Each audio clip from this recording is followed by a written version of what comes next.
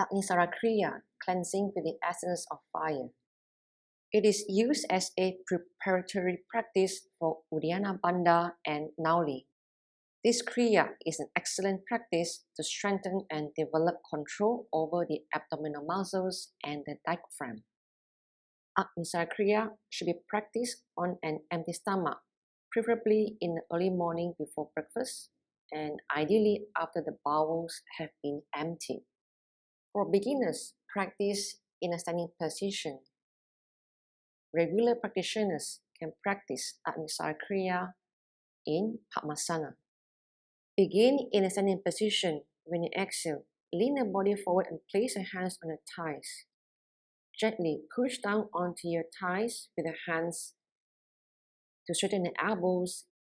Begin inhale both nostrils and exhale to the mouth. At the same time, draw the chin towards the collarbones into Chaturanga Bandha. Pull the belly in the spine and hold the breath outside comfortably. Do not strain. Contract and expand the abdominal muscles rapidly for as long as it is possible to hold the breath outside. Only the midsection of the abdominals is contracting and expanding while keeping the chin locked towards the collarbones, still holding on to the breath outside.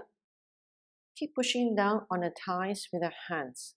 Once you cannot hold the breath anymore, gradually stop. Leave the spine up and then inhale slowly. This is the front view. Press the hands on thighs, straighten the elbows. Inhale to the nostril. Exhale to the mouth. And contract the abdominals. Contract and expand the mid-abdominals while holding the breath outside. Make sure there's no strain.